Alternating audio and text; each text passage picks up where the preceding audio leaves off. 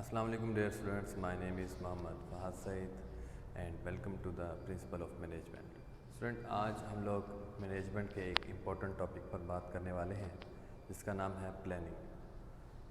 तो planning basically क्या है स्टूडेंट? प्लानिंग का मैं एक ताल्लुक़ जो है, एक रिलेशन जो है, मैं वेरिएबल के साथ जोड़ता हूँ। वेरिएबल का मतलब है चेंजिंग, यानी कि चेंज आना। स्टूडेंट अगर दुनिया अगर एक कांस्टेंट हो जाए, मतलब हर एक चीज़ जिस तरह से है वैसे ही रहे, तो स्टूडेंट हमें प्लानिंग करने की ज़रूरत नहीं है। हम प्लान क्यों करते हैं? क्योंकि चीज़ें चेंज हो रही होती हैं, ठीक है। वो पॉलिटिकल हो सकती हैं, वो टेक्नोलॉजिकल हो सकती हैं, वो सोशल हो सकती हैं, ठीक है। वो किसी भी तरह की जो चेंजिंग होती है, हम उन बिकॉज एक डायनामिक इन्वायरमेंट क्रिएट हो जाता है, चेंज आना, डायनामिक मीन्स। तो उस चेंज के लिए हम उस चेंज में एडजस्ट होने के लिए हम प्लान करते हैं। इसी तरह से एक ऑर्गेनाइजेशन को ले लीजिए, तो डिफरेंट चीज़ें चेंज होती रहती हैं। अगर ऑर्गेनाइजेशन बिल्कुल कांस्टेंट हो जाए, इन्वायरमेंट उसका बिल्कुल स्मूथ हो जाए, इंटरनल एक्सटर्नल इन्वायरमेंट में कोई चेंजिंग ना आए, तो प्लानिंग करने की ज़रूरत नहीं है। बट ऐसा नहीं होता, ठीक है। पॉलिटिकल चेंज आएगा, सोशल चेंज आएगा, टेक्नोलॉजिकल चेंज आएगा, इकोनॉमिकल चेंज आएगा। इन सब चेंजिंग इन्वायरमेंट में एक मैनेजर एक डायनामिक इन्वायरमेंट क्रिएट करता है अपनी ऑर्गेनाइजेशन के लिए, यानी कि उस चेंज को जो अफेक्ट है वो रिड्यूस करने की कोशिश करता है और उस अफेक्ट को बेनिफिशियल बनाने की कोशिश करता है एक मैनेजर अपनी ऑर्गेनाइजेशन के लिए। तभी उसको प्लानिंग करनी पड़ती है। बात क्लियर हुई? तो स्टूडेंट प्लानिंग है क्या? Defining the organisational goal, establishing overall strategy for achieving the goals and developing a comprehensive hierarchy of plans to integrate and coordinate activities। यानी कि प्लानिंग फर्स्ट में हम क्यों करते हैं? ऑर्गेनाइजेशनल गोल को देखते हैं। किसी भी ऑर्गेनाइजेशन का जो बेसिक गोल है स्टूडेंट, वो प्रॉफिट हुआ करता है। तो प्लानिंग किसके लिए की जाएगी? ऑर्गेनाइजेशनल गोल को। वो गोल कोई भी हो सकता है कि ऑर्गेनाइजेशन गोल ये हो कि एक साल में हम इतनी जो है वो प्रोडक्शन प्रोड्यूस करवाएंगे, पैदा करेंगे। हो सकता है ऑर्गेनाइजेशन का गोल हो कि हम इस साल इतना प्रॉफिट मार्जिन जो है वो गेन करेंगे। तो कुछ भी हो सकता है। तो ऑर्गेनाइजेशनल गोल में हमने पहले क्या किया? अपने ऑर्गेनाइजेशन का गोल डिफाइन किया, ठीक है। फिर उस गोल के ऊपर क्या करना है? Establishing the overall strategy. अब उस गोल को किस तरह से हासिल किया जाएगा, उसके लिए स्टूडेंट हमने क्या करना है? स्ट्रेटजीज बनानी है, छोटी छोटी सी स्ट्रेटजी बनानी है for achieving the goals and developing a comprehensive hierarchy. और उसमें हमने उस जो स्ट्रेटजी बनाई उसमें कंप्लीट हमने बताना है कि कौन सा डिपार्टमेंट किसके अंडर काम करेगा और इसका टारगेट क्या है, ठीक है। फॉर एग्ज़ाम्पल एक ऑर्गेनाइजेशन है जो चाहती है कि मैं अपनी जो प्रोडक्शन की जो डिडक्शन है, यानी कि प्रोडक्शन का जो वेस्टेज है वो मैं कम करूं, यानी कि कम से कम वेस्टेज हो। तो उसके लिए क्या होगा स्टूडेंट? यानी कि एक डायरेक्शन मिल गई, ठीक है। उसका पर्पस क्या है ऑर्गेनाइजेशन गोल का? कि वेस्टेज कम होने चाहिए। उसके लिए स्टूडेंट यहाँ पर क्या किया जाएगा? स्ट्रेटजीज़ बनाई जाएंगी कि हम उसमें ये देखा जाएगा कि वो जो रॉ मटेरियल है वो किस किस डिपार्ट से गुजरता हुआ आ रहा है। उसके लिए हम क्या करेंगे? स्ट्रेटजीज़ बनाएंगे उस गोल को हासिल करने के लिए, और कंप्रीहेंसिव हायरार्की बनाएंगे, मतलब कि किस किस डिपार्टमेंट का जो हेड ऑफ डिपार्टमेंट है उसके अंडर जो उसके सबॉर्डिनेट्स हैं वो कौन कौन से हैं, और रॉ मटेरियल किन किन हाथों में से गुजर रहा है, ठीक है। तो हायरार्की बन गई। एंड कोऑर्डिनेट एक्टिविटीज़, अगेन वही बात, कोऑर्डिनेट एक्टिविटीज़, एक डिपार्टमेंट दूसरे डिपार्टमेंट से कोऑर्डिनेट करेगा, ठीक है। तो यहाँ प्लानिंग का मतलब समझ में आया स्टूडेंट? नेक्स्ट स्टूडेंट, प्लान्स हमारे पास दो तरह से होते हैं, एक है फॉर्मल प्लान और दूसरा है हमारे पास इनफॉर्मल प्लान। यूजुअली स्टूडेंट जो ऑर्गेनाइजेशन की बात करें या बिजनेस से बात रिलेटेड करें तो हमारे पास फॉर्मल प्लान्स होते हैं। फॉर्मल प्लान्स क्या होते हैं स्टूडेंट? ऐसा प्लान जो कि ऑन रिटन, ठीक है, ऑन रिटन हार्ड फॉर्म में मौजूद हो और उसमें एक एक चीज़ को डेवलप यानी कि बताया गया हो, डिफ़ाइन किया गया हो, तो ऐसी प्लानिंग हमारी क्या कहलाती है? Formal planning. इसके अलावा इस प्लान का हर एक जो एम्प्लॉय है, जो उस ऑर्गेनाइजेशन का पार्ट है, उसको मालूम होना चाहिए। इसमें दो बातें आ गई स्टूडेंट, एक कि हार्ड फॉर्म में मौजूद हो, कंप्लीट स्ट्रक्चर हायरार्की मौजूद हो, ठीक है, और दूसरा इस प्लान का उस ऑर्गेनाइजेशन में सबको मालूम। जिस तरह से हमने ऊपर एग्जांपल दी कि एक ऑर्गेनाइजेशन अपना वेस्टेज कम करना चाहती है, तो वेस्टेज कम करने के लिए जाहिर सी बात है कि जो डायरेक्टर हैं सिर्फ उनमें बात नहीं होगी, बल्कि कंप्लीट ऑर्गेनाइजेशन में ये बात दी जाएगी कि हमारा जो इस साल का जो टारगेट है वो हमारा वेस्टेज कम करने का है। ठीक हो गया? तो ये हमारे पास फॉर्मल प्लान्स हैं स्टूडेंट्स। इनफॉर्मल प्लान्स कौन से हुआ करते हैं? एक तो ये बिल्कुल शॉर्ट हैंड राइटिंग में हुआ करता है, मतलब जिस तरह से एक छोटी ऑर्गेनाइजेशन भी स्टूडेंट इनफॉर्मल प्लान्स को यूज़ नहीं किया करती, वो भी फॉर्मल प्लान को यूज़ करती है। बट आप ये देख लें कि ये बिज़नेस अगर वन ओनरशिप है, सोल प्रोप्राइटरशिप का बिज़नेस है, एक शॉपकीपर का देख लें तो वो प्लान बनाता है, या वो याद दहानी के लिए 2-3 वर्ड्स में अपने पास रख लेगा और वो किसी और को नहीं बताता। तो ये हमारे पास इनफॉर्मल प्लान है। Student, purpose of formal planning पर आते हैं। हम फॉर्मल प्लानिंग से जो है वो क्यों करते हैं, उसके हमें क्या नताज हासिल होते हैं। Provide direction and promote coordinate effort. Student, formal planning हम क्यों करते हैं कि एक डायरेक्शन मिल सके, ठीक है, and promote coordinate effort means वही डेफिनेशन जो हमने प्लानिंग में देखी थी वो यहाँ पर यूज़ हो रही है। जैसे कि ऊपर एग्जांपल में हमने कहा कि अगर हमारा इस साल जो गोल है वो वेस्टेज कम करने का है, तो इसका मतलब क्या है कि हमें एक डायरेक्शन मिल गई कि हमने काम किस डायरेक्शन में करना है, एंड प्रमोट कोऑर्डिनेट एफर्ट्स, और उस डिपार्ट के उस गोल के अंडर जो भी डिपार्ट आएंगे उन सब की यहाँ पर म्यूचुअल कोऑर्डिनेटिंग होगी, एक दूसरे से ताउन करेंगे। ठीक हो गया? नेक्स्ट स्टूडेंट है set standard to make control possible. यानी कि यहाँ प्लानिंग क्यों की जाती है? प्लानिंग से क्या होगा, एक आप सेट कर देते हो, एक स्टैंडर्ड सेट कर देते हो। फॉर एग्जांपल आप स्टूडेंट ही हैं, ठीक है, आप अपनी प्लान करते हो कि मैं फ़र्स्ट डिवीज़न पर आऊँगा, तो आप उन्हें प्लान किया, आप उसके लिए स्ट्रेटजीज बनाओगे कि मैं किस किस तरह से फ़र्स्ट डिवीज़न ले सकता हूँ। तो आपने बेसिकली एक स्टैंडर्ड सेट कर दिया। आप उस स्टैंडर्ड, हो सकता है आप उस स्टैंडर्ड पर 99% रहें, बिकॉज़ 100% रहना बहुत मुश्किल होता है। अगर ऑर्गेनाइजेशन बहुत बड़ी है तो इसमें जो मोर्टेलिटी लेवल है वो उसमें देखा जाता है। मोर्टेलिटी लेवल मीन्स स्टूडेंट कि हम नियर अबाउट जाते हैं, यानी कि वो वेस्टेज जो बिल्कुल निगलेक्ट किया जा सकता है। ठीक है, लाइक आप पाक अरब को देख लीजिए, ये एक फर्टिलाइज़र कंपनी है, तो इसका जो मोर्टेलिटी लेवल है स्टूडेंट वो जो है वो अरबों रुपीस का होता है, मतलब इतना बड़ी प्रोडक्शन इसमें होती है। तो set standard to make control possible, जैसे कि हमने एक एग्जांपल ली, तो यहाँ हम कितना रिड्यूस करना चाहते हैं अपनी वेस्टेज को। हमने कहा कि 20% हमने अपना वेस्टेज बचाना है, तो आपने बेसिकली क्या कर दिया, आपने एक स्टैंडर्ड सेट कर दिया अपने लिए। आप फिर उस स्टैंडर्ड के करीब आने की कोशिश करते हैं अपने प्लान्स को फॉलो करते हो। ठीक हो गया? Next, improve efficiency. आप प्लान्स के ज़रिए से एफिशिएंसी को इम्प्रूव कर सकते हैं। एफिशिएंसी स्टूडेंट क्या आती है हमारे पास कि मिनिमम इनपुट दिया जाए और मैक्सिमम आउटपुट लिया जाए। प्लान्स हम इसीलिए करते हैं, ठीक है। अब for example minimise waste and redundancy. Wastage, जैसे कि हमने ऊपर भी एग्जांपल दी कि आप ज़्यादा से ज़्यादा क्या करेंगे, वेस्टेज कम करने की कोशिश करेंगे।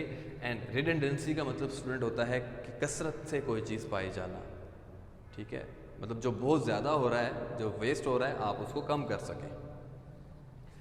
इम्प्रूव एफिशिएंसी, प्लान्स के ज़रिए से हम अपनी एफिशिएंसी को बेहतर कर सकते हैं, बिकॉज प्लान्स में हम स्ट्रक्चर बनाते हैं, रूल्स बनाते हैं, कोऑर्डिनेटिंग करते हैं, तो हम बेसिकली एफिशिएंसी की तरफ जाने की कोशिश करते हैं, ठीक है। अगर कोई प्लान ना हो, ठीक है, कोई प्लान ना हो तो फिर जिसका जो दिल में आएगा वो वही करेगा, बिकॉज कोई डायरेक्शन नहीं है, कोई मोटिव नहीं है। तो बेसिकली प्लानिंग हमें क्या प्रोवाइड करती है, एफिशिएंसी प्रोवाइड करती है। नेक्स्ट स्टूडेंट हमारे पास है reduce affect of negative change inside and outside of the organisation. Student जब आप प्लानिंग करते हैं तो प्लानिंग का मतलब क्या है कि आपने एक इन्वेलप में अपने आप को बंद कर लिया, बिकॉज आपने प्लानिंग के अकॉर्डिंग जो भी मामलात हैं आपने उसको एक इन्वेलप में देख लिया, मतलब एक क्लोज शेप में। आपका ताल्लुक अब सिर्फ उस सर्कल के अंदर रहेगा और बाकी की जो चीज़ें हैं वो चाहे वो इनसाइड या आउटसाइड हैं, आप उसको बिल्कुल निगलेक्ट कर देते हैं, बिकॉज प्लानिंग में हम अपना सोर्स भी देख लेंगे, स्ट्रक्चर भी देख लेंगे, हमने किस डायरेक्शन में जाना है, कौन कौन से हमने रिसोर्स इस्तेमाल करने हैं, उस बाकी जो हमारे पास जो पहले से मौजूद हो रहा होता है वो चीज़ें फिर वो ख़त्म हो जाती हैं, ठीक है। प्लानिंग हम इसीलिए भी करते हैं ना कि बिकॉज हम कुछ नया करना चाह रहे हैं, कुछ चेंज लेकर आना चाह रहे हैं, कोई विजन है हमारे पास और हो क्या रहा है और आगे हमने जाना कहाँ है। तो हम जब प्लान स्टार्ट करते हैं तो बाकी की चीज़ें आप क्या कर देते हैं स्टूडेंट, निगलेक्ट कर देते हैं, ठीक है। जैसे आप एक स्टूडेंट हैं, आप अपनी एग्जांपल लें, आप जब आपके फॉर एग्जांपल एग्ज़ाम्स करीब होते हैं तो आप दूसरी एक्टिविटीज़ अपनी छोड़ देते हैं, ठीक है। आप अपना टाइम पर जो है वो ज़्यादा से ज़्यादा टाइम देने की कोशिश करते हैं, बिकॉज आप प्लान कर चुके हैं कि आपने हाई फर्स्ट डिवीज़न लेनी है। तो इसी तरह से ऑर्गेनाइजेशन भी जब एक प्लान को फॉलो करती है तो फिर उससे इररेलेवेंट चीज़ें, चाहे वो एक्सटर्नली हों चाहे वो इंटरनली हों, वो उसको निगलेक्ट कर देती है, छोड़ देती है, ठीक हो गया। नेक्स्ट स्टूडेंट है anticipate change coming in the way of goal. Anticipate student इसका मतलब होता है तवक्को करना, या आप एक्सपेक्ट भी बात कर सकते हो कि एक्सपेक्टेड चेंज। आप अपने गोल में जब आप एक गोल की तरफ जा रहे हैं, ठीक है, गोल है हमारा, अब उस गोल में आप चाहते हैं कि कोई चेंज आए, कि मज़ीद अच्छा हो जाए, तो उसके लिए भी आप प्लान करते हैं। तो प्लानिंग बेसिकली क्या है कि आपके गोल में बेसिकली जो रुकावट है आप उसको दूर करते हैं, ठीक है। आप अपने गोल में जो आपने पहले से सोचा हुआ है कि ये चेंज लेकर आना है, तो आप उस चेंज को लेकर आने के लिए आप दोबारा क्या करते हैं, प्लानिंग करते हैं। तो ये स्टूडेंट हमारे पास कुछ पर्पसेस हैं फॉर्मल प्लानिंग्स की, ठीक हो गया। नेक्स्ट स्टूडेंट कुछ क्रिटिसिजम्स भी हैं हमारे पास फॉर्मल प्लानिंग्स की। तनकीद, फर्स्ट है स्टूडेंट प्लानिंग में क्रिएट रिजिडिटी। रिजिडिटी का मतलब स्टूडेंट मैं इसको कहूँगा कि एक हार्ड यानी कि अनफ्लेक्सिबल, जिसमें कोई लचक नहीं होती, ठीक है। लचक का मतलब क्या है कि आपने जब फॉर्मल प्लानिंग यहाँ पर कर ली है तो फॉर्मल प्लानिंग में आप अगेन वही उसी इन्वेलप में आप आ गए, ठीक है। आपने ये कंसीडर कर लिया कि बाकी जो बाहर का जो इन्वायरमेंट है वो कांस्टेंट है, ठीक है। जब हम प्लान करते हैं तो प्लानिंग में आप फ्यूचर की कंडीशन को वहीं डिसाइड कर लेते हैं कि ये प्लान हमने किया, ठीक है। जैसे कि हमने प्रोडक्शन की बात की, अपना रिडक्शन की बात की कि हम अपना वेस्टेज को कम करेंगे, तो आपने तो जस्ट बात की। अब इसमें आप क्या इमेजिन कर रहे हैं कि हर एक चीज़ वहाँ जहाँ खड़ी है वो वहीं पर रहेगी, यानी कि मटेरियल कॉस्ट भी सेम रेट से मिलेगा, एक्सटर्नल इन्वायरमेंट, इकोनॉमिकल इन्वायरमेंट भी सेम रहेगा, टेक्नोलॉजिकल इन्वायरमेंट भी सेम रहेगा। तो आप ये इमेजिन कर कर फिर आप प्लानिंग करते हो। तो उसमें क्या होगा, जब एक्सटर्नल इन्वायरमेंट चेंज होता है तो आपकी जो फॉर्मल प्लानिंग है वो डिस्ट्रॉय हो जाती है, ठीक हो गया।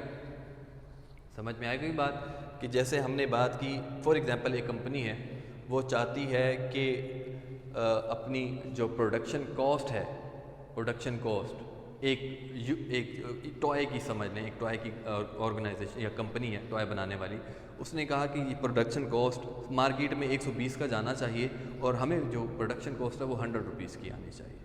अब उन्होंने उसके अकॉर्डिंग रॉ मटेरियल परचेज़ किया और 100 रुपीज़ की कॉस्ट के हिसाब से, बट हुआ ये कि इकोनॉमिकल कंडीशंस चेंज हो गई, चीज़ें महंगी हो गई, रॉ मटेरियल महंगा हो गया।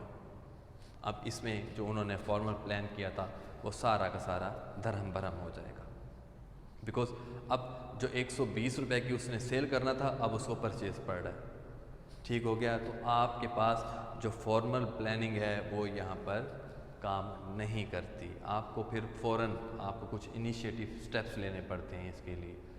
ठीक है, तो plans can not be developed for uh dynamic environment. Dynamic environment again student बदलता माहौल है, तो जब आपकी स्टेबिलिटी नहीं है, इकोनॉमिकल वाइज भी आप कह सकते हैं या टेक्नोलॉजिकल वाइज किसी भी तरह की इन्वायरमेंट में कोई स्टेबिलिटी नहीं है, तो आप प्लान नहीं कर सकते।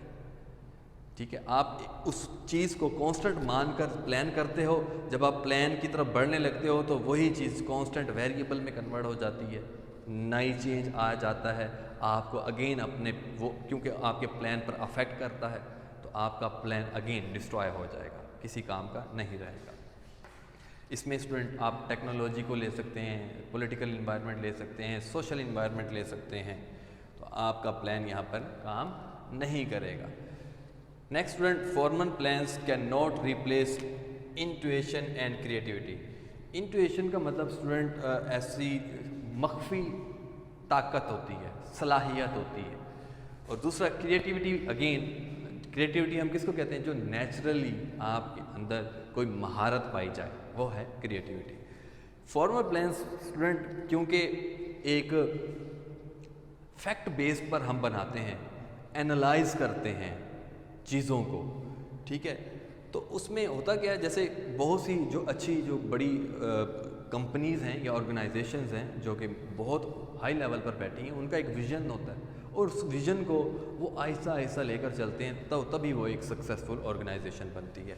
बट जब हम प्लान करते हैं उस विज़न तक पहुंचने के लिए, अब फॉर्मल प्लानिंग क्या है, आपने रॉ फैक्ट्स एंड फिगर्स पर बात करनी होती है, हकाइक को देकर बात करनी होती है। ठीक हो गया, तो अब जब हम हकाइक को देकर बात करते हैं तो यहाँ स्टूडेंट उसकी जो समझ लें कि अपनी जो सलाहियत है आप उसको इसके साथ कंपेयर नहीं कर सकते।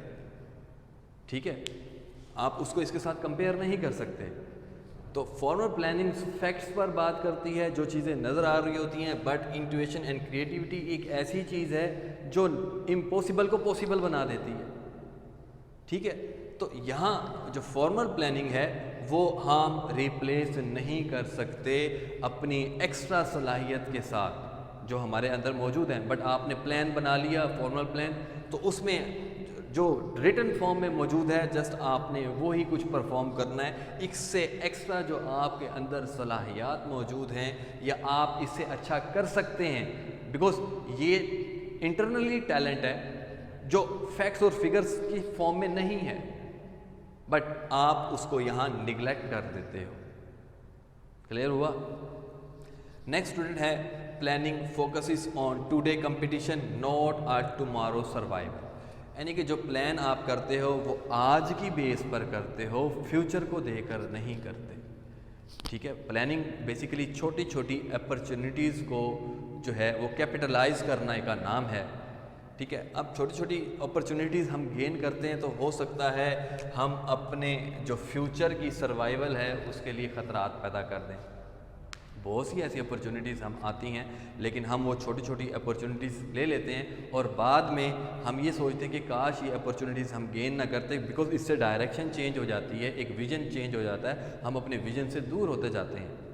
ठीक है, अपॉर्चुनिटीज़ में है क्या स्टूडेंट, छोटा छोटा सा प्रॉफिट अर्न करना। तो अक्सर जो ऑर्गेनाइजेशंस हैं वो अपॉर्चुनिटीज़ को देखते हुए प्रॉफिट अर्न कर लेती हैं, लेकिन जो वक्त के हिसाब से जो चेंज मांग रहा होता है इन्वायरमेंट, हम उसमें नहीं जा पाते, जस्ट अपने छोटे छोटे प्रॉफिट्स को देखते हैं। लाइक जैसे आप क्यू मोबाइल को देख लीजिए, उसने क्या किया, छोटे छोटे से मतलब उसकी जो स्ट्रेटजी थी, उसकी जो प्लानिंग थी वो यही थी कि आज क्या चल रहा है उसमें हर जगह उसने मार्केट में अपने मोबाइल्स को फैला दिया, ठीक है, और लेकिन उसने अपनी सर्वाइवल के लिए प्लान नहीं बनाया। आज देखें आपके सामने है वो कहाँ गया, क्यों मोबाइल। तो प्लानिंग आपको बेसिकली अपॉर्चुनिटीज़ तो प्रोवाइड करती है, छोटे छोटे अपॉर्चुनिटीज़, बट इससे आप अपनी जो कल की सर्वाइवल है, जो आने वाला वक्त है, आप उसको नहीं देख पाते। जो चेंज आ रहा होता है आप वो नहीं देख रहे होते। आप क्या करते हैं, प्रेजेंट में देखते हुए जस्ट आपने प्रेजेंट से रेलिवेंट चीज़ों को देखना है, लेकिन आप फ्यूचर की सोच नहीं रखते। फ्यूचर के लिए विजन होता है, लेकिन हम बात कर रहे हैं प्लानिंग की, ठीक है। तो प्लान्स एक विजन को हासिल करने के लिए किए जाते हैं, बट प्लान्स करंट बेस से हम स्टेप बाय स्टेप आगे बढ़ते हैं। तो जब आप प्लानिंग करते हैं, प्लानिंग में गेन कर लेते हैं, लेकिन आपका जो विजन है वो दूर होता जाता है, डायरेक्शन आहिस्ता आहिस्ता चेंज हो जाती है। नेक्स्ट स्टूडेंट हमारे पास है formal planning reinforce success which may lead to the failure. इसका मतलब ये है कि स्टूडेंट समटाइम्स आपके प्लान तो बहुत अच्छे हुआ करते हैं, बट वो फिर भी फेल हो जाते हैं। अच्छा प्लान, ठीक है, अच्छी परफॉर्मेंस के साथ अगर किया जाए तो वो प्लान सक्सेसफुल होता है। अगर आपका प्लान अच्छा है बट आपकी परफॉर्मेंस अच्छी नहीं रही तो ऐसा प्लान अच्छा नहीं कंसीडर किया जाता। हाँ, अगर आपका प्लान भले लॉन्ग टर्म हो या शॉर्ट टर्म हो, प्लान से परफॉर्मेंस का ताल्लुक है। हम यहाँ टाइम कंज्यूम नहीं करेंगे, हम यहाँ टाइम नहीं देखते कि टाइम ये इस प्लान के लिए इतना टाइम रिक्वायर्ड था। हो सकता है कुछ प्लान्स ऐसे भी हैं जो बहुत जल्द हो जाते हैं और वो हमें ज़्यादा बेनिफिट दे जाते हैं लॉन्ग टर्म प्लान से। इसी तरह से कुछ लॉन्ग टर्म प्लान्स भी ऐसे होते हैं जो हमें शॉर्टली करें तो नुकसान देते हैं, लॉन्ग टर्म अगर हम उन्हें जाकर अचीव करें तो ये वो बेनिफिशियल होते हैं। तो यहाँ पर टाइम इशू नहीं है, बट डिपेंड करता है कि अच्छे प्लान क्यों फेल होते हैं, वो आपकी परफॉर्मेंस पर। प्लान्स हमेशा परफॉर्मेंस पर बेस करते हैं। परफॉर्मेंस अच्छी रहेगी, अच्छा प्लान, अच्छी परफॉर्मेंस, तो प्लान सक्सेसफुल है। भले प्लान अच्छा हो और परफॉर्मेंस अच्छी नहीं हो तो वो प्लान सक्सेसफुल नहीं है। क्लियर हुई स्टूडेंट? तो फॉर्मल प्लानिंग रीइंफोर्स स्टूडेंट कहते हैं ताकत को बढ़ाना या ताकत होती है, ठीक है। प्लान विच में लीड्स टू द फेलियर, यानी कि अच्छे प्लान्स भी हों और आपको लग रहा है कि आप ताकत यानी कि आपकी प्लान अच्छा है, बट फिर भी आपकी परफॉर्मेंस उसमें अच्छी ना रहे। अब परफॉर्मेंस क्यों अच्छी नहीं रहेगी स्टूडेंट? उसके बहुत से फैक्टर्स हैं। इकोनॉमिकल फैक्टर है, सोशल फैक्टर है, टेक्नोलॉजिकल फैक्टर है, और भी जितने भी इन्वायरमेंट में जो फैक्टर्स इन्वॉल्व होंगे उसकी वजह से। अनसर्टेनिटी है, ठीक है, मार्शल लॉ लग जाता है किसी भी मुल्क में, इकोनॉमिक कंडीशंस चेंज हो जाती हैं, ठीक है, फ्लड्स आ जाते हैं, डिज़ास्टर्स आ जाते हैं जिसको नेचुरल डिज़ास्टर्स कहते हैं। तो वो रीज़न्स हो सकती हैं जिससे आपका जो फॉर्मल प्लान है, एक सक्सेसफुल प्लान भी आपको जो है वो फेलियर की तरफ लेकर जा सकता है। स्टूडेंट आज के लिए इतना ही, इंशाल्लाह प्लानिंग के टॉपिक को नेक्स्ट आगे बढ़ाएंगे। तब तक के लिए इजाज़त दीजिए। अल्लाह हाफ़िज़।